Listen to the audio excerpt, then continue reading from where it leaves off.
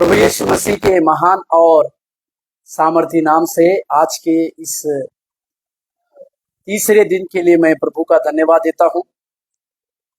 उद्धार का आश्वासन इस नामक जो श्रृंखला को हम चला रहे हैं, उसमें बीते दिनों में हमने दो बातों के ऊपर प्रकाश डालने की कोशिश की कि कब हम ये सुनिश्चित कर सकते हैं कि हमारा उद्धार बना हुआ है या हमारा उद्धार सचमुच में हो चुका है। इसके विषय में कल के बीते दिनों में हमने उसका जैसे मैंने कहा था कि पहला यूहन्ना का पत्री से हम 9 बातों को उस पत्री में से देखने वाले हैं, जिससे यूहन्ना हमें आश्वासित करते हैं कि उद्धार का आश्वासन हम किस प्रकार से पा सकते हैं। क्योंकि मैंने पहले दिन में जैसे बताया था कि यूहन्ना एक पासबान था। यीशु मसीह के स्वर्गारोहण होने के बाद यरूशलेम में कुछ साल तक वो पासबानी का काम करता था। इसके लिए वो बड़े प्यार से और सहज शब्दों में अपने लोगों की चिंता को रखते हुए उन्हें उस झूठी शिक्षा के बारे में चेतावनी देते हुए और सरल शिक्षा की बातों को, मसीह के उद्धार की बातों को सिखाने की बुनियाद को वहां पर उस पहला यूहन्ना का पत्री उसके उस अध्याय में पहले किताब में वो करता है। पहला यूहन्ना उसके पूरे किताब में वो करता है। आज हम दूसरा वो पॉइंट को देखेंगे जिसमें हम ये समझ पाएंगे कि हमारा उद्धार का आश्वासन पूरा हो चुका है या हमारे लिए वो उद्धार की बातें, अश्योरेंस ऑफ सैल्वेशन की बातें पूरी हुई है। इस सब बातों को अपने मन में रखते हुए, आइए हम कुछ समय आंखों को बंद करें और आज के इस सत्र के लिए प्रभु को धन्यवाद देते हैं। प्रार्थना। दयालु प्रभु, हम धन्यवाद देते हैं आज के दिन के लिए, आज के सत्र के लिए। प्रभु, आपकी दया हमारे साथ होने पाए, आपका अनुग्रह भी हमारे साथ होने पाए, सारे व्यत्यय प्रभु यीशु मसीह के नाम से दूर होने पाए, आपकी दया मिले और आपका अनुग्रह मिले।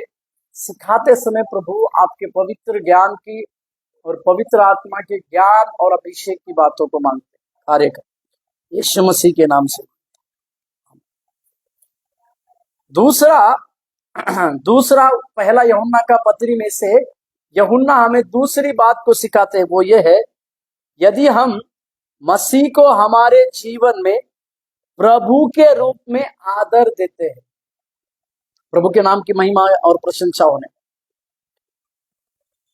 दो बातों को यहां इस शीर्षक के आधार पर मैं कहूंगा। पहली बात, हमारे जीवन में यदि हम मसीह को प्रभु के रूप में आदर देना।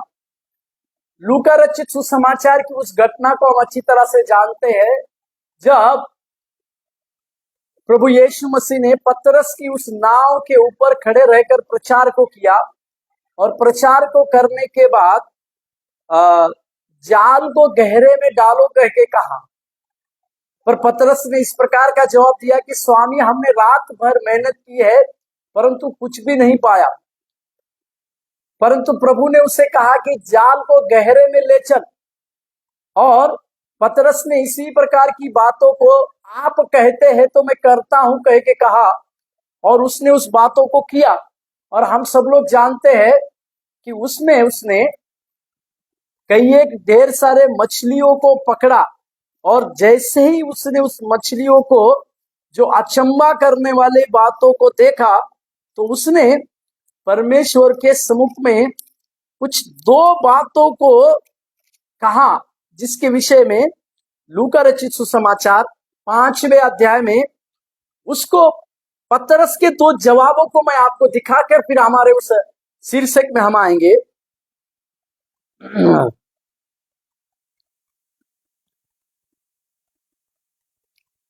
जब शमौन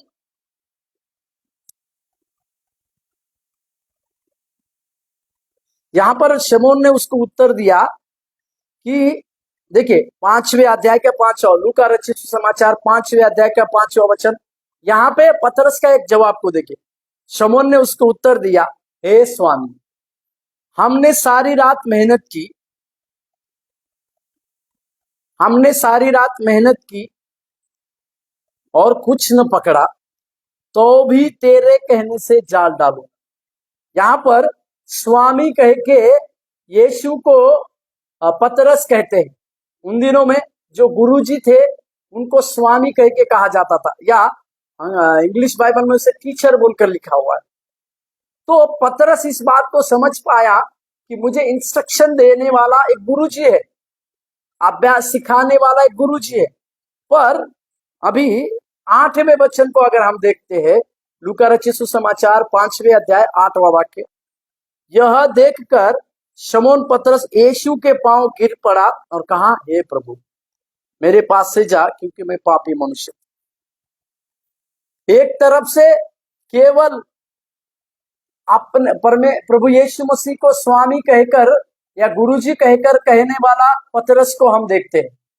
एक तरफ पतरस वो पतरस है जो गुरुजी कह के मसीह यीशु को कहता है, पर जैसे ही उसके जीवन में उस प्रकार की बड़ी आशीष चले आती है, पतरस इस बात को समझ पाया कि सबसे बड़ी आशीष देने वाला प्रभु ही हो सकता है, और इतने बड़े मात्रा में आशीष देने की ताकत किसी में नहीं। हालांकि पतरस एक अच्छा मछुआरा था, उसको पता था कि किस जगह से कितनी मछलियां निकल सकती है। उसे सब पता होने के बावजूद भी उसने पूरी रात मेहनत की। शायद ऐसा पहली बार उस समय हुआ होगा कि एक मछुआरा पूरी रात मेहनत करता है और सारी रात मेहनत करके उसे कुछ नहीं मिलता।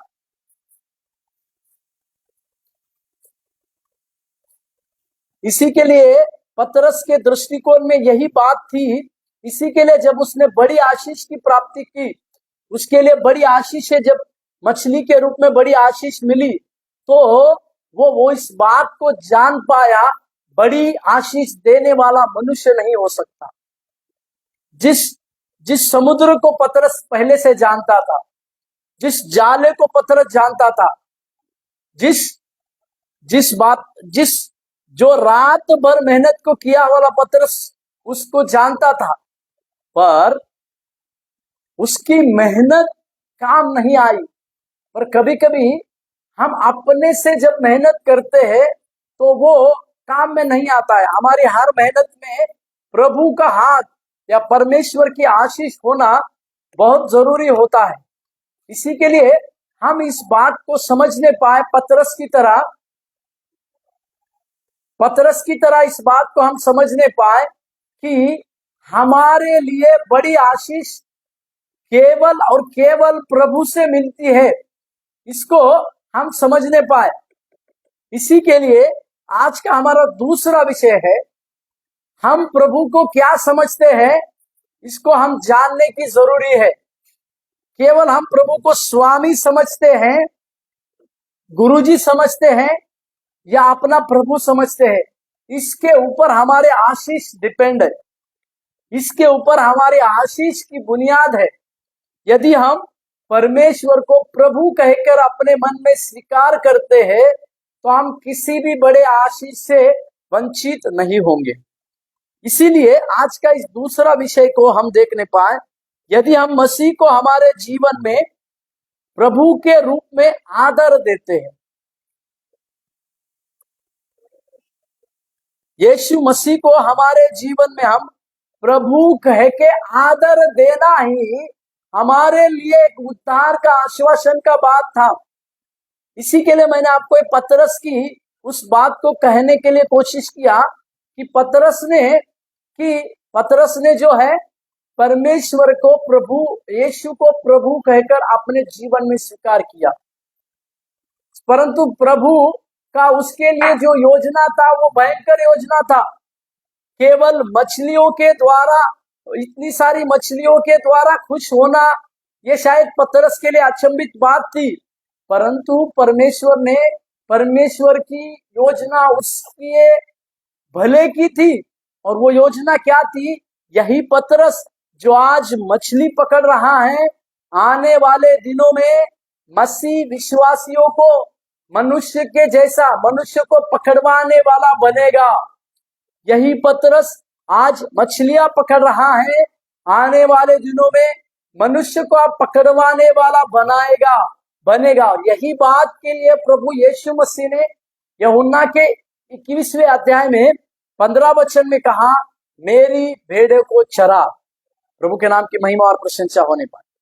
इसके लिए हम हमारे जीवन में प्रभु को, परमेश्वर को, मसीह यीशु को प्रभु के रूप में आदर देना बड़ी जरूरी बात है। जब इस प्रकार का आदर हम प्रभु के लिए देंगे तो परमेश्वर हमारे जीवन में बड़ी सी बड़ी बातों को करेगा। कुछ वचनों को पढ़ते हैं। पहला यूहन्ना उसके दूसरे अध्याय, पहला यूहन्ना उसके दूसरे अध्याय 3, 4 और 5। पहला यूहन्ना उसके दूसरे अध्याय 3 वचन से, पहला यूहन्ना उसके दूसरे अध्याय 3, 4 और 5। यदि हम उसकी आज्ञाओं को मानेंगे तो इससे हम जान लेंगे कि हम उसके जन हो गए हैं। जो कोई यह कहता है मैं उसे जान गया हूं और उसकी आज्ञाओं को नहीं मानता, वह झूठा है और उसमें सत्य नहीं। जो कोई उसके वचन पर चले, उसमें सचमुच परमेश्वर का प्रेम सिद्ध हुआ है। इसी से हम जानते हैं कि हम उसमें हैं। प्रभु के नाम की महिमा और प्रशंसा हो। मसीह जो हमारा सहायक है, इसके बारे में प्रकाशन की बातों को कहने वाला यूहन्ना इस तीसरे वचन में एक बात को कहता है, हम अगर उसकी आज्ञाओं को मानेंगे। तीसरे वचन में हम अगर परमेश्वर की आज्ञाओं को मानेंगे तो हम उसके जन कहलाएंगे। और परमेश्वर की सारी आज्ञाओं का विवरण इस पवित्र शास्त्र में दिया हुआ है। परमेश्वर ने कई एक प्रकार के नियमों को, कई एक प्रकार की आज्ञाओं को जो दिया है, जिसे हम इस किताब में पढ़ते हैं। अगर हर कोई व्यक्ति, देखिए मैं यहां पर कहना चाहता, हर कोई व्यक्ति मसीह की आज्ञाओं का पालन नहीं कर सकता है। और इसके विपरीत मैं एक बात को कहना चाहता हूं, जो लोग मसीह की आज्ञाओं का पालन करते हैं, उन्होंने प्रभु यीशु मसीह को प्रभु के रूप में अपने आदर को दिया है। इस बातों को हम समझने में, जो परमेश्वर की आज्ञाओं को मानते हैं वे उसके जन बनते हैं। और वो ही जन बनते हैं जिन्होंने प्रभु को हमारे जीवन में आदर दिया है, प्रभु को अपने जीवन में एक स्थान को दिए है। प्रथम स्थान हो सकता है परमेश्वर के लिए, हमने शायद एक प्रथम स्थान को दिया है और वो हमारा प्रभु है कह के हमने जाना है।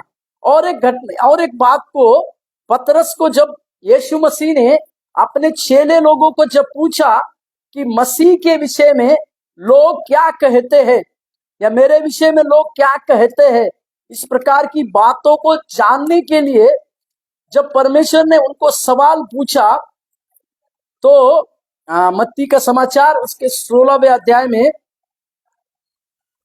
यीशु मसीह ने कहा, लोग मनुष्य के पुत्र को क्या कहते हैं? कुछ लोगों ने कहा, कुछ तो यूहन्ना बपतिस्मा देने वाला, कुछ एलिया, कुछ यिर्मयाह भविष्यवक्ता। इस प्रकार की बातें मनुष्य के पुत्र को, मतलब प्रभु यीशु मसीह को उन दिनों में कही जाती थी। परंतु ये जवाब प्रभु यीशु मसीह का नहीं। प्रभु यीशु मसीह अपने निज चेलों से ये बात जानना चाहते थे कि वे लोग प्रभु यीशु मसीह को क्या समझते हैं। इसी के लिए यीशु मसीह ने भी उनसे कहा, परंतु तुम मेरे बारे में क्या समझते हो? इस प्रकार की बातें प्रभु यीशु मसीह ने उनसे कहा। पतरस ने जवाब दिया, मत्ती 16वें अध्याय 16वां वाक्य। शमौन पतरस ने उत्तर दिया, तू जीवित परमेश्वर का पुत्र मसीह है। देखिए, इस प्रकार का जवाब देने के बाद प्रभु यीशु मसीह ने उसके इस जवाब को ना केवल सराहा, परंतु उसका मुख्य उद्देश्य क्या था उसके बारे में प्रभु यीशु मसीह ने कहा, यीशु ने उसको उत्तर दिया, हे शमौन योना के पुत्र, तू धन्य है, क्योंकि मांस और लहू ने नहीं, परंतु मेरे पिता ने जो स्वर्ग में है यह बात तुझ पर प्रकट की। मेरे प्यारो, जब हम अपने जीवन में प्रभु यीशु मसीह को एक आदर को देते हैं, उस आदर के द्वारा हमारे जीवन में कई एक बढ़ोतरी के आशीष को हम प्राप्त कर सकते हैं। यहां तक कि यीशु मसीह ने जो काना शहर में जो पहला चमत्कार किया गया, मैं इस प्रकार से कहता हूं, उस काना शहर के जो जिस घर का विवाह था, उनका रिश्ता प्रभु यीशु मसीह के साथ अच्छा था, क्योंकि वे प्रभु यीशु मसीह को बहुत ही अपना नजदीक मानते थे। इसी के लिए लिखा हुआ है, यीशु मसीह और उसके चेले वहां पर निमंत्रित थे, और यीशु मसीह भी 3 दिन का सफर को कर उस विवाह में चले आए। प्रभु के नाम की महिमा और प्रशंसा हो। इसका मतलब क्या है कि जिस घर में यीशु मसीह को आदर दिया गया है, जिस घर में यीशु मसीह को निमंत्रण दिया गया है, उस घर की कभी भी लज्जा की बातें कभी न होगी। उनके लज्जा की बातें प्रभु दूर करेगा।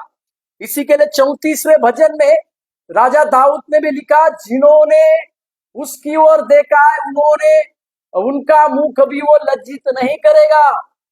इसी के लिए हमारे जीवन में ये बात अनिवार्य है कि हम परमेश्वर प्रभु यीशु मसीह को अपने जीवन में आदर का स्थान दे, और इसी प्रकार के आदर का स्थान जब हम परमेश्वर के लिए देंगे, तो प्रभु की ना केवल उद्धार के बारे में हम आश्वासित रहेंगे, परंतु साथ ही साथ हम इस बात को भी समझ पाएंगे कि निश्चित रूप से हम उस उद्धार में बने हुए हैं। और एक वचन को पढ़िएगा,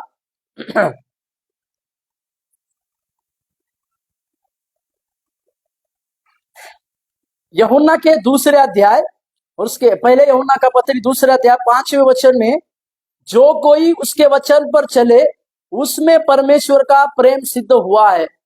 इसी से हम जानते हैं कि हम उसमें, जो कोई परमेश्वर के वचन पर चलता है वो सिद्ध होता है, और परमेश्वर का सिद्ध प्रेम उसमें चला आता है। इसके बारे में भी यहाँ पर प्रभु ने कुछ बातों को कहा। और एक वचन को देखिएगा, पहला यूहन्ना का पत्री उसके 3 अध्याय और 24वें वाक्य। पहला यूहन्ना का पत्री 3 अध्याय 24वें वाक्य, वहां लिखा है,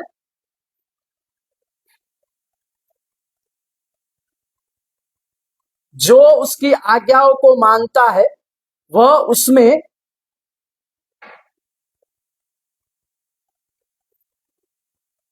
उसमें और वह उनमें बना रहता है, और इसी में अर्थात उस आत्मा से जो हमें दिया है, हम जानते हैं कि वह हम में बना रहता है। प्रभु के नाम की महिमा और प्रशंसा होने। यहां पर भी यूहन्ना 2 सरल बातों को कहता है। पहली, जो आज्ञा को मानते हैं वह उसमें, जो आज्ञा मानने वाले हैं उसमें वह बना रहता है। इसी के लिए यूहन्ना का सुसमाचार लिखने वाला यूहन्ना भी इस प्रकार से लिखता है 15वें अध्याय में। यूहन्ना रचित सुसमाचार इसके 15वें अध्याय को निकालिएगा, उसके 6वें वाक्य को देखिए। यूहन्ना रचित सुसमाचार 15 अध्याय 6 वाक्य। यूहन्ना रचित सुसमाचार 15 अध्याय 6 वाक्य। यदि कोई मुझ में बना ना रहे तो वह डाली के समान फेंक दिया जाता है और सूख जाता है, और लोग उन्हें काट कर आग में झोंक देते हैं और वे जल जाती है। 7, यदि तुम मुझ में बने रहो और मेरा वचन तुम में बना रहे तो जो चाहो मांगो और वह तुम्हारे लिए हो जाएगा। साथ ही साथ 4 वचन को देखिए, यूहन्ना रचित सुसमाचार 15 का 4, तुम मुझ में बने रहो और मैं तुम में, जैसा डाली यदि दाखलता में बनी न रहे तो अपने आप से फल नहीं सकती, वैसे ही तुम भी यदि मुझ में बने ना रहो तो नहीं फल सकते। ये बात आप और हम समझना चाहिए कि यदि हम परमेश्वर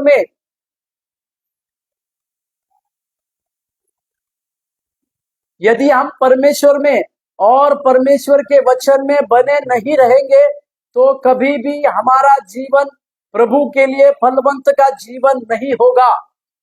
इसी के लिए इसी 15वें अध्याय के 4 वचन का सारांश को लेकर ये यूहन्ना जो है उस समय का पादरी यरूशलेम का, वो इसी प्रकार की बातों को कहता है कि जो उसकी आज्ञा को मानता है वह उसमें और वह उनमें बना रहता है।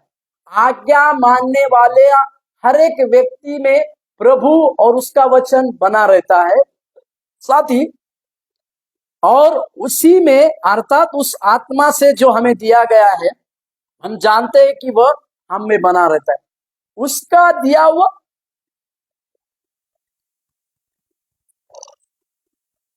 उसी प्रभु यीशु मसीह का दिया हुआ आत्मा भी हम में बना रहता है।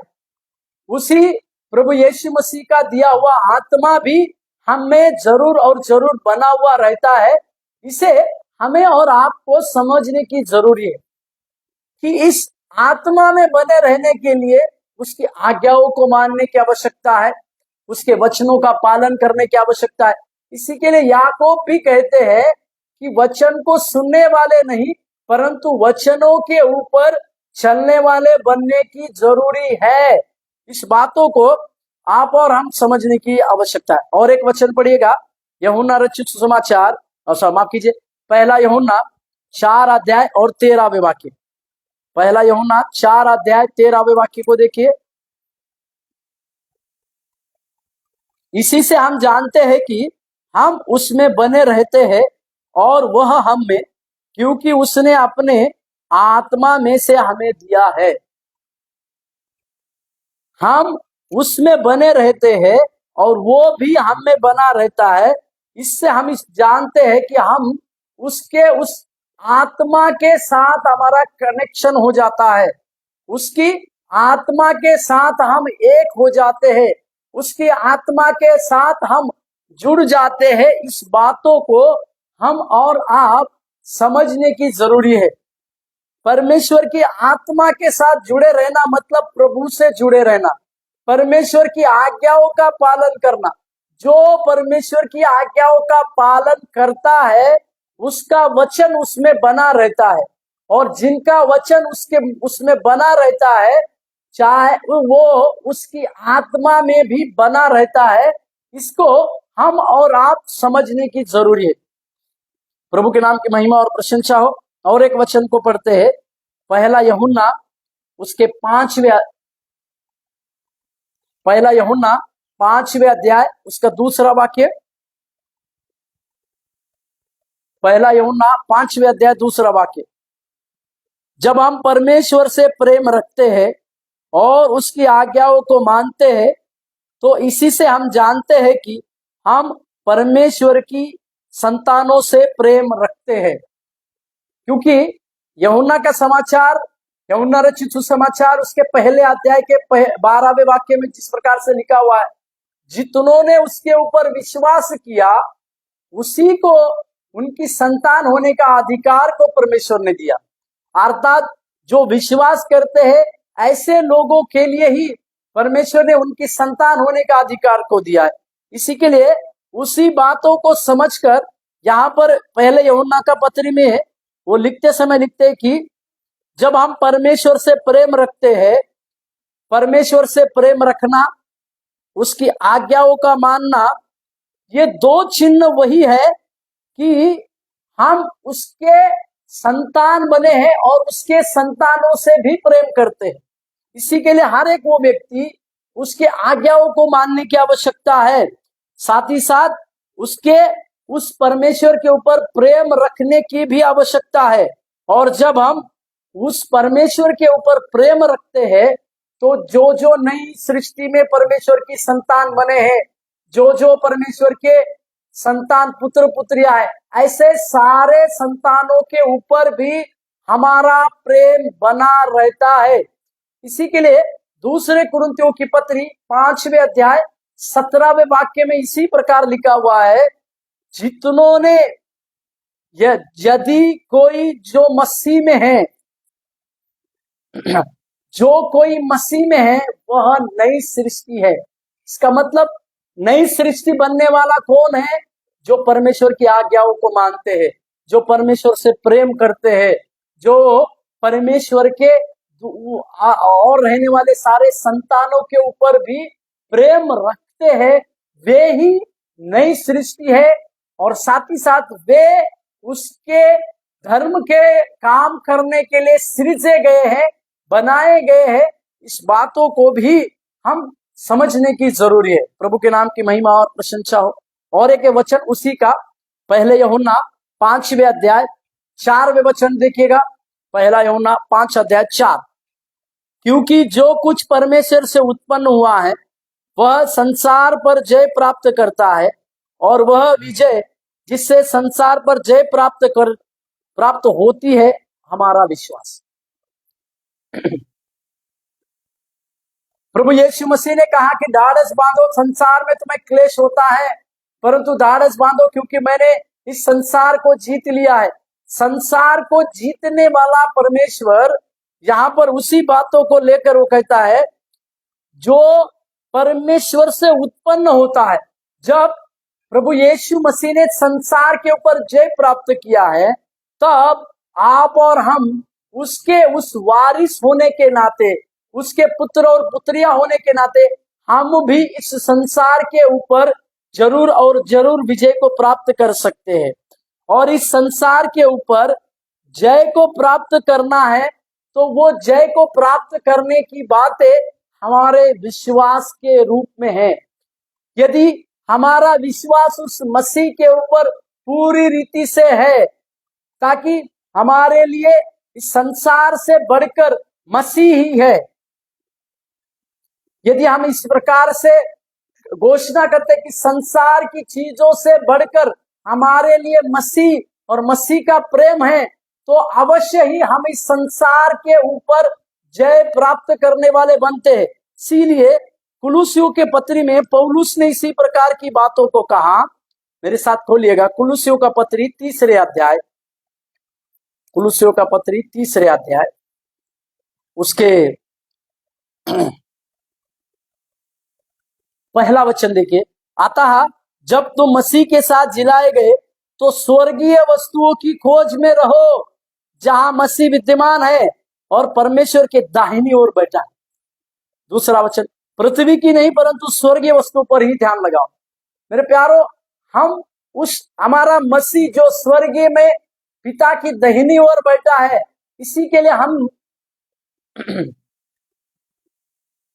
हम अवश्य संसार के नहीं है। इसी के लिए हमारा ध्यान उस स्वर्गीय बातों में, उस स्वर्गीय चिन्हों में रहने की आवश्यकता है। जब हमारा ध्यान पूरी रीति से वो स्वर्गीय वस्तुओं पर रहेगा, तो हम इस संसार में चलने वाली उस सारी चीजों के ऊपर आसानी से जय प्राप्त करेंगे। क्योंकि संसार की अभिलाषाओं से बढ़कर स्वर्ग की हर एक वस्तुओं के ऊपर अगर हमारा ध्यान होगा, तो हम संसार की सारी बातों में विजय प्राप्त करने वाले जरूर और जरूर बनेंगे।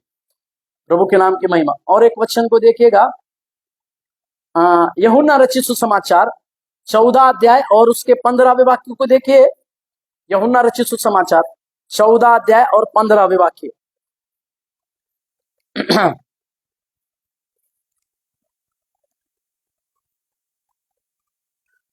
यदि तुम मुझ में प्रेम रखते हो तो मेरी आज्ञाओं को मानो। 14वें अध्याय में प्रभु यीशु मसीह अपने आप को इस यूहन्ना रचित सुसमाचार में मैं परमेश्वर तक, प्रभु तक पहुंचने का मार्ग वो कहते हैं, और पवित्र आत्मा देने की प्रतिज्ञा की बातों को भी कहते हैं। इसका मतलब यूहन्ना रचित सुसमाचार में प्रभु ने इसी प्रकार की बातों को कहा कि मुझसे प्रेम रखने वाले व्यक्ति मेरी आज्ञा को भी मानते हैं। केवल अगर हम परमेश्वर से मैं प्रेम करता हूं कहकर उसकी आज्ञा को अगर हम नहीं मानते हैं, तो हम अपने आप को एक दोषी, अपने आप को एक झूठा कहते हैं। क्योंकि यीशु मसीह ने मत्ती रचित सुसमाचार में इसी प्रकार से कहा कि मुझे हे प्रभु कहने वाले हर एक का स्वर्ग के राज्य में प्रवेश होगा, ऐसा नहीं, परंतु उसी का जो मेरे पिता की इच्छा के द्वारा चलते हैं। पिता की इच्छा क्या है? उसके आज्ञाओं का पालन करना, उसके पुत्र प्रभु यीशु मसीह के ऊपर प्रेम करना, इस संसार से बढ़कर, हर चीज से बढ़कर प्रभु यीशु मसीह को प्रथम स्थान देना, हर चीज में बढ़कर परमेश्वर के लिए आज्ञाकारिता की बातों को करना, यही मसीह का सर्वश्रेष्ठ प्रेम है, जिसे आप और हम समझने की जरूरी है। परमेश्वर के नाम की महिमा और प्रशंसा हो। और एक वचन को पढ़ते हैं,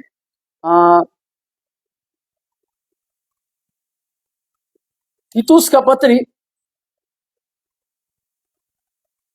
1:16 देखिए, तीतुस का पत्री उसके 1 अध्याय के 16वें वाक्य।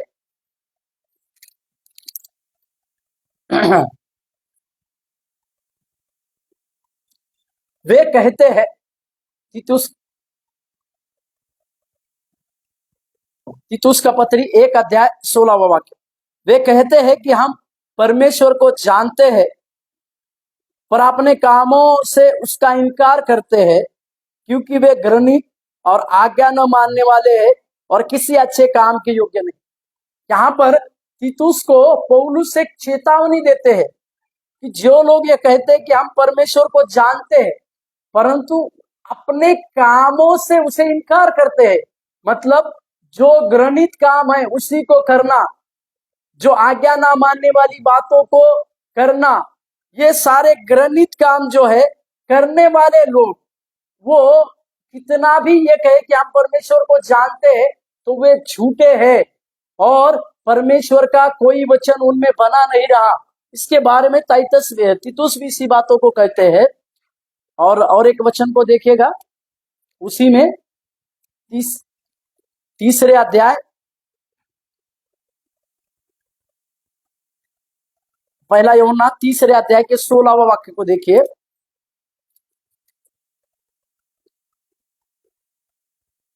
हमने प्रेम इसी से जाना कि उसने हमारे लिए प्राण दे दिए और हमें भी भाइयों के लिए प्राण देना चाहिए।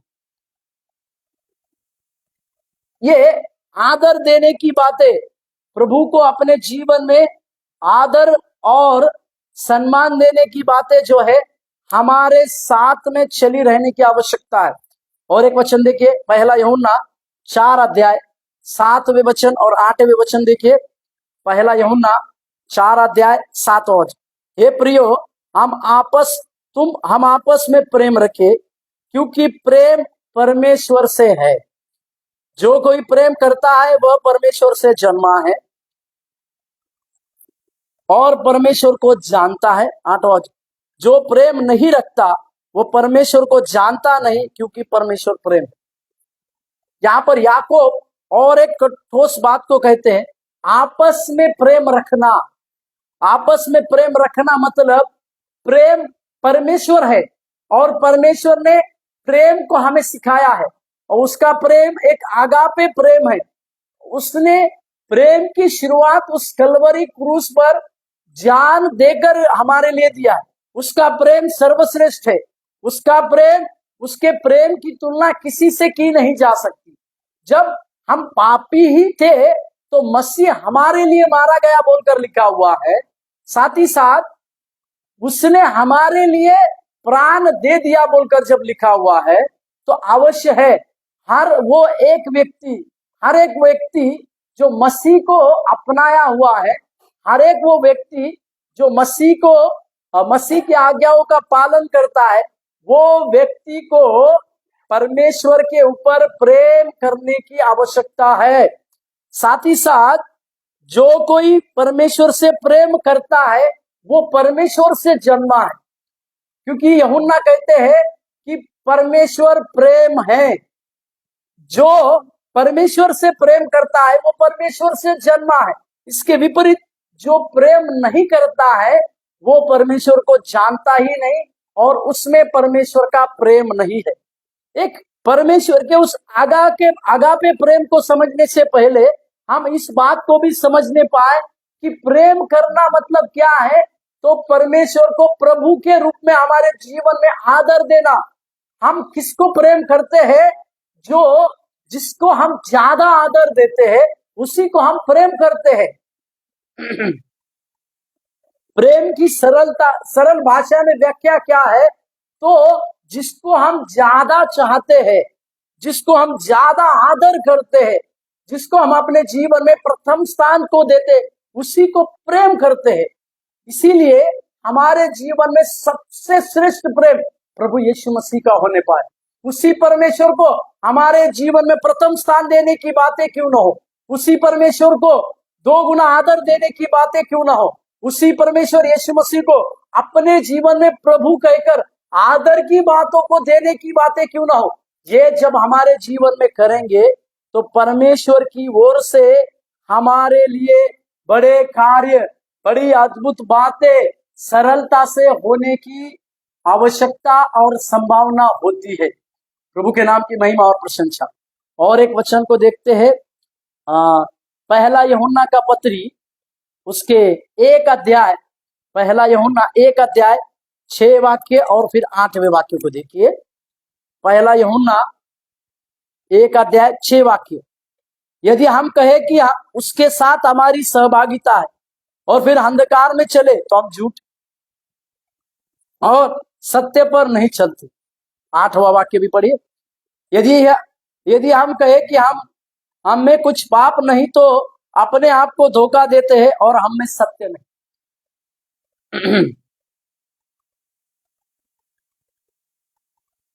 उसकी सहभागिता में चलते हुए अगर हम कुछ अंधकार के बातों में, पुराने स्वभाव के उस अंधकार की बातों में अगर चले आते हैं तो हम अपने आप हम झूठे हैं, क्योंकि हम सत्य पर नहीं चलते। इसके विपरीत यदि हम अपने आप को पापी भी नहीं समझते तो हम झूठे हैं, क्योंकि हम जानते हैं, बीते दिनों में हमने देखा सबने पाप किया और परमेश्वर की महिमा पर हमने कई एक प्रकार के, विभिन्न प्रकार के पहलुओं को, विभिन्न प्रकार के प्रकाशनों को हमने स्वीकार किया था। इस बातों को हम समझने की जरूरी है।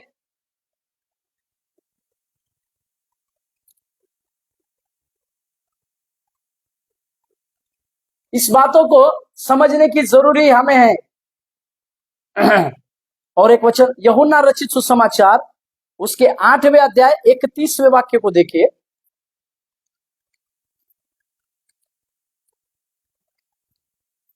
यूहन्ना रचित सुसमाचार 8वें अध्याय 31वें वाक्य।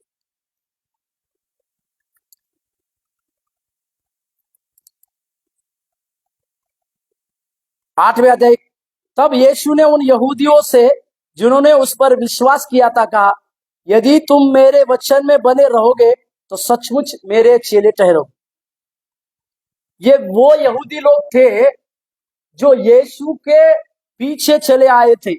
उन्होंने यीशु के वचन, यीशु के ऊपर विश्वास किया था, क्योंकि हम जानते हैं यहूदी लोग इस प्रकार से मानने को तैयार नहीं थे कि यीशु ही वो हमारा मुक्तिदाता है, यीशु ही हमारा उद्धार करता है, क्योंकि वो यीशु को बढ़ई का पुत्र कहते थे।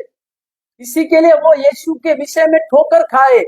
परंतु उसी यहूदियों में से कुछ यहूदी लोगों ने यीशु के ऊपर विश्वास किया, उसके उद्धारकर्ता के ऊपर विश्वास किया। तो यीशु मसीह ने उन्हें कहा, यदि तुम मेरे वचन में बने रहोगे। इसका मतलब केवल विश्वास, यहूदी लोगों को केवल विश्वास करना ही काफी नहीं था, तो उसके वचन में बने रहना भी जरूरी था। और उसके वचन में बने रहने से ही वे प्रभु के चेले, परमेश्वर के चेले ठहरेंगे। इसी प्रकार की बातों को, बुनियादी बातों को प्रभु यीशु मसीह ने उन यहूदी लोगों को कहा।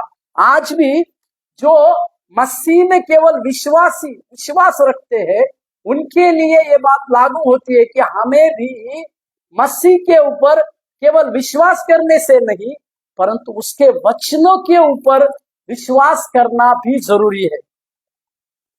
और साथ ही साथ प्रभु ने हमें विश्वासी नहीं बनाया है, तो चेला बनाने के लिए परमेश्वर ने नियुक्त, चेला बनने के लिए हमको कहा गया है। इसी के लिए हम उसको चेला बनने की बातों को भी हम हमारे जीवन में लागू करने की आवश्यकता है।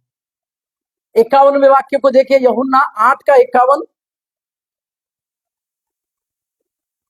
मैं तुमसे सच सच कहता हूं, यदि कोई व्यक्ति मेरे वचन पर चलेगा तो वह अनंत काल तक मृत्यु को न देखेगा।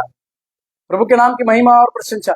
और एक बड़ी और बेहतरीन बात प्रभु यीशु मसीह कह रहे, जो उनके वचन पर चलते हैं वे अनंत काल की मृत्यु को नहीं देखेंगे, क्योंकि वचन से परमेश्वर जिलाता है बोलकर लिखा। और ये अनंत काल की मृत्यु मतलब प्रभु उन लोगों के लिए एक अनंत काल का जीवन को दे रहा है। वो अनंत काल का जीवन के वारिस होंगे, इसी के लिए उनके ऊपर उस मृत्यु की दंड की बातें कभी नहीं होगी। और एक वचन देखिए, यूहन्ना का समाचार उसके 14 अध्याय, यूहन्ना रचित सुसमाचार 14 अध्याय 21 से 24 तक। यूहन्ना रचित सुसमाचार 21वें अध्याय, यूहन्ना रचित सुसमाचार 14 अध्याय 21 से 24 तक। जिसके पास मेरी आज्ञाएं है वह उन्हें मानता है, वो मुझ में प्रेम रखता है, और जो मुझ में प्रेम रखता है उससे मेरा पिता प्रेम रखेगा, और मैं उससे प्रेम रखूंगा और अपने आप को उस पर प्रकट करूंगा। इस यहूदा ने जो इस्करियोत था उससे कहा, हे प्रभु, क्या हुआ कि तू अपने आप को हम पर प्रकट करना चाहता है और संसार पर नहीं। 24वें वाक्य देखिए, जो मुझसे प्रेम रखता है वो मेरे वचन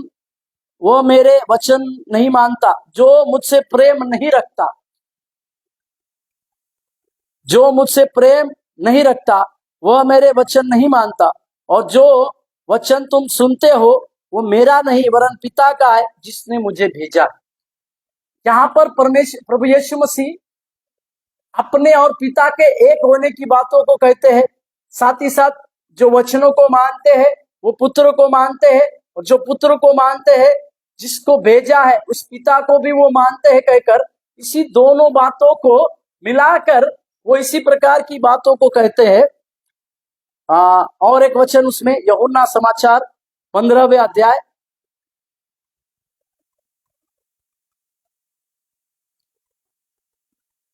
और उसके 9वें वचन से 14वें वचन तक की बातें हैं। यूहन्ना रचित सुसमाचार 15 अध्याय 9वें वचन से 14वें वचन तक की जो बातें हैं उसमें 14वां वचन में पढ़ रहा हूं बस। यूहन्ना रचित सुसमाचार 15वें अध्याय 9वें वचन से 14वें वचन तक की बातें, पर उसमें 14वां वचन देखिए, जो आज्ञा मैं देता हूं यदि उसे मानो तो तुम मेरे मित्र हो। प्रभु अभी एक मित्रता की उपमा अपने लोगों को दे रहा है।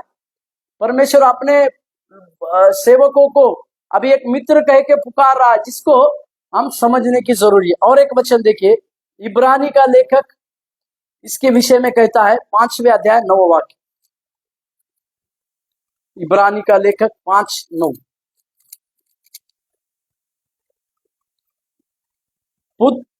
और सिद्ध बनकर उसके सब आज्ञा मानने वालों के लिए सदा काल के लिए उद्धार का कारण हो गया। प्रभु के नाम की महिमा। सदा काल के लिए, उद्धार के लिए, सदा काल के लिए उनका प्रभु बन गया। वो कौन है? वो प्रभु यीशु मसीह। इसके लिए दूसरा विषय को, हम जब उद्धार का आश्वासन चाहते हैं तो उस प्रभु यीशु मसीह को हमारे जीवन के ऊपर, हमारे जीवन के अंदर प्रभु कहकर मानना, ये दूसरा चिन्ह होगा कि हम उद्धार के उस आश्वासन की बातों को प्राप्त करें। आइए हम इस सत्र को खत्म करें, परंतु आपसे विनती है कि इस वीडियो को आप शेयर करें ताकि लोगों को इसके मेन बातों को समझने पाए, उनको इस प्रकार के ज्ञान की बातें और बड़ाई की बातें परमेश्वर के द्वारा समझने पाए। प्रार्थना। पवित्र परमेश्वर प्रभु जी, हम धन्यवाद और स्तुति महिमा प्रशंसा करते हैं।